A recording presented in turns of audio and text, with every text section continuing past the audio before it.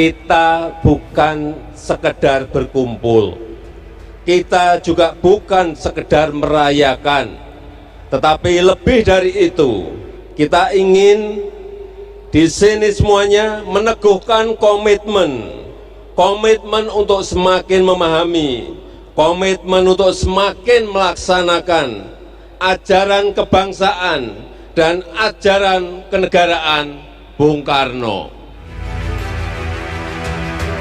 Ajakan untuk meneladani Bapak Bangsa Insinyur Soekarno kembali digaungkan Presiden Joko Widodo dalam puncak peringatan Bulan Bung Karno, Sabtu 24 Juni.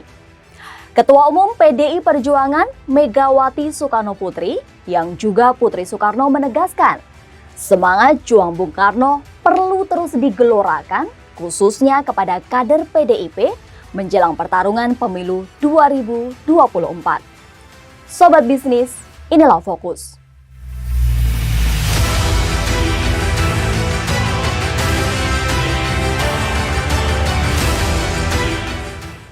Beberapa peristiwa penting bagi Presiden Republik Indonesia yang pertama terjadi di bulan Juni.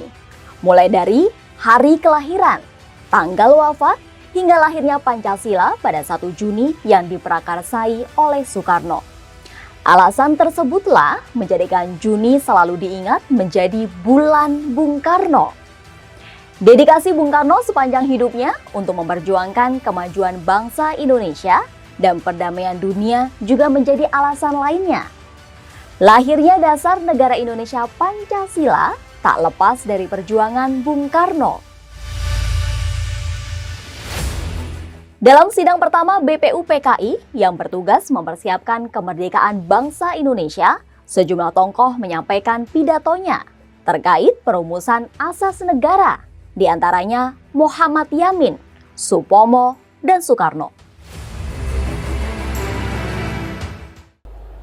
Orang banyak yang berpidato pada waktu itu, tetapi ketika pemimpin rapat menanyakan, sebenarnya yang diinginkan oleh kita sebagai falsafah dasar negara yang akan kita merdekakan nanti itu apa? Bung Karno menunjuk, bolehkah saya berbicara? Beliau berbicara panjang lebar.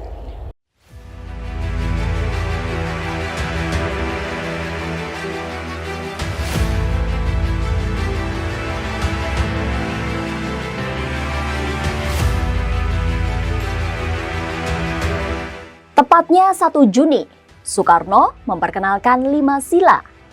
Dalam sidang kedua BPUPKI, dibentuklah Panitia 9 yang bertugas untuk menyusun naskah rancangan yang akan digunakan dalam preambul atau pembukaan Undang-Undang Dasar 1945.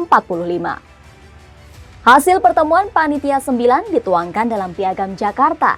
Di dalamnya, termuat 5 dasar pemikiran Soekarno dengan sedikit perubahan pada sila pertamanya. Kelima sila itu kemudian dikenal dengan nama Pancasila yang hingga kini menjadi pedoman sekaligus dasar negara Indonesia.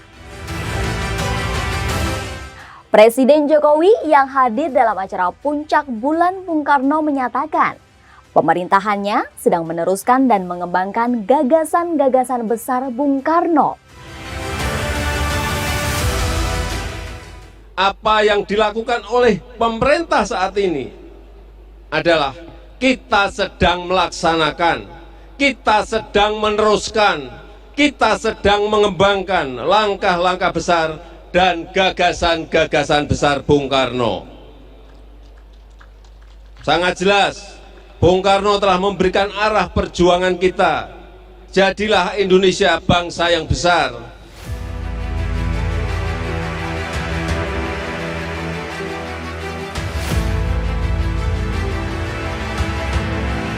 Meski pemilihan presiden masih 7 bulan lagi, kesempatan ini juga dimanfaatkan partai berlambang banteng moncong putih itu untuk menyiapkan barisan untuk menyambut pesta demokrasi 5 tahunan ini.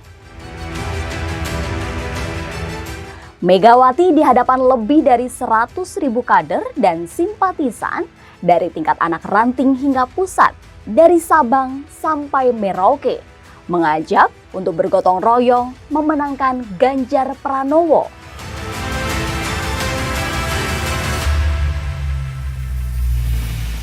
Hal ini menjadi salah satu alasan dari penyelenggaraan peringatan Puncak Bulan Bung Karno. Mega optimis Ganjar dapat melanjutkan kepemimpinan nasional Presiden Jokowi. Tak sampai di situ, Presiden kelima Republik Indonesia itu juga mengingatkan bahwa PDI Perjuangan merupakan partai yang memiliki, menghimpun energi, dan selalu memiliki keberpihakan pada akar rumput atau wong cilik. Setiap kerja-kerja politik yang dijalankan kader PDI Perjuangan bertujuan untuk membela kepentingan rakyat. Keberpihakan itu selalu harus ada kepada akar rumput. Karena apa, kata Bung Karno? Di dalam gubuknya rakyat miskin itulah energi perjuangan kepartean berasal, dan Tuhan bersemayam di gubuknya rakyat miskin.